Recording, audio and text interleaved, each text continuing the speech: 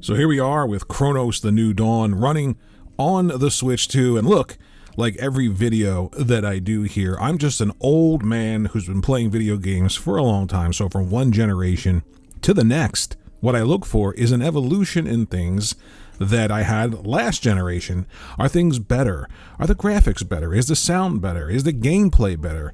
Just everything like that. Things that I can literally see when I'm playing the game. And I'm not Digital Foundry. I don't know what the internal resolution is and then the upscaled resolution of this game. I don't know what the frame rate is. I'm assuming it's 30 because it's the Switch 2 and this is a graphically intensive game. All I can tell you is here it is. Look at it the way I'm looking at it.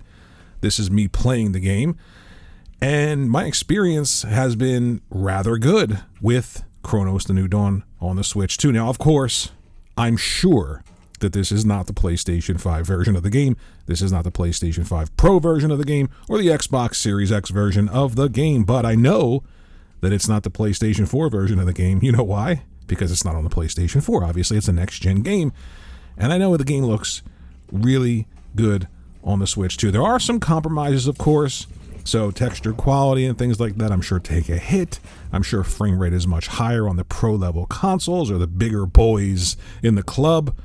But I have to be honest with you, as somebody who's a fan of Nintendo, obviously if you're watching this, maybe you like Nintendo, maybe you don't, but it's really interesting that the Switch 2 is able to get games, these next generation games that traditionally wouldn't run on the original Switch, or even in other generations Nintendo had a problem getting third-party support. Some generations it was because people just didn't want to work with Nintendo. Other generations it's just who knows what it was. But ultimately here we are with a really big third-party AAA game running on the Switch. The first was Star Wars Outlaws, which looks phenomenal. Great example of the Switch 2's power. And next up is CRONOS The New Dawn. Gotta be honest with you, I really am having a good time with it. If you like Dead Space and you like the original, is that original? What am I trying to say here? Original Resident Evil, and you're okay with that resource management thing and having to store things to make, space in your inventory can be pretty cumbersome.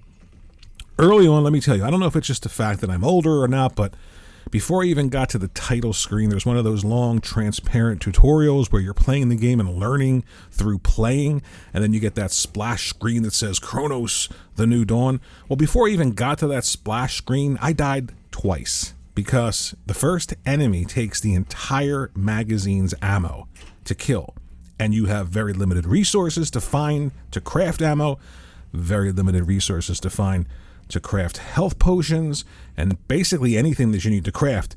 Ammo, everything is incredibly scarce in this game. The design philosophy, of course, is to make you feel oppressed, to make you feel tension. You're always one step away from dying.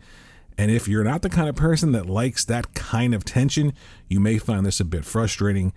I found it very frustrating, but I decided to push through, and I'm a few hours into the game. So the comparison for me, again, if you love Dead Space or even like Dead Space, that series at all, this is something that you will probably enjoy. Again, bear in mind, heavily resource managed game like Resident Evil 1. You're going to find these little containers that you can store things in and then free up a slot to go pick something else up to use it and then go back to that area, open the chest, take out the things that you want. It is very reminiscent of those earlier survival horror games mixed together with some new generation pizzazz, if you will. I feel like this is a game that many people would like and will like, but you've got to be patient. Now on the Switch 2, again, you're looking at it, folks, okay?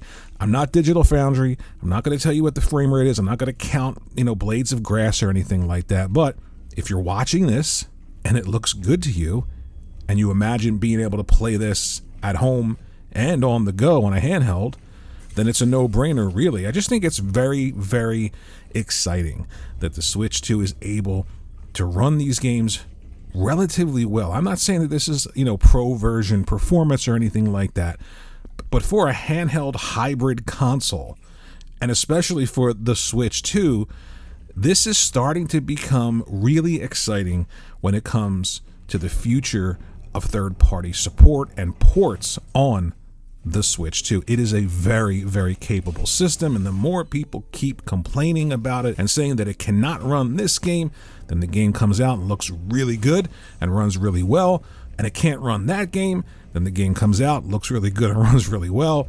At some point, you've just got to give this little engine that could credit. I think for a lot of people, especially in the online community around video games, the idea of good enough is somehow threatening to this higher end, spec'd out home video game consoles, and especially to the people that are spending a ridiculous amount of money on like one graphics card for a PC. But ultimately, at the end of the day, there's a lot more normal people out there, casual people who play video games and like AAA games and like Nintendo. And for them, this is incredible to have these kind of games running on a Nintendo system, and a Nintendo system that's also a hybrid and a portable. So just good enough shouldn't be threatening. It's okay, folks. Some people like the same things you do, but they don't have to have the highest of the high end. They just want to enjoy video games, soak in the atmosphere, and like Star Wars Outlaws, CRONOS: The New Dawn is good enough for gamers in general. Ultimately, though, again, I want to keep this 100% honest. If you're looking for that home console video game experience, and first and foremost, before you even play a video game, you just want it to be the highest of the high-end spec, then obviously you know where to go. If you're somebody like me that just loves to play video games, and you also have a Switch 2, and you're a fan of Nintendo, it's never been a better time to be a fan, to own a Switch 2, because the future for not only first party, which we know is going to be incredible. If third parties are getting this kind of result out of the Switch 2 this early, imagine what the next huge Nintendo IP will do. I mean, look at Donkey Kong Bonanza. Incredible. Imagine what's next from Nintendo or from a third party. Could GTA 6 be the impossible port on the Switch 2? I don't know. People said Star Wars Outlaws was impossible. CRONOS, impossible. Now, look, I don't think GTA 6 is going to make it to the Switch 2, but it's fun to think about it, right? Let me know what you think in the comment section below about CRONOS: The New Dawn. Wherever you're playing it, let me know if you like it. Let me know if you think that resource thing is a bit cumbersome, or maybe you love the game. Either way, thanks for watching the video. If you would, please think about liking the video and subscribing to the channel. Help out small creators, and I will see you in the next one.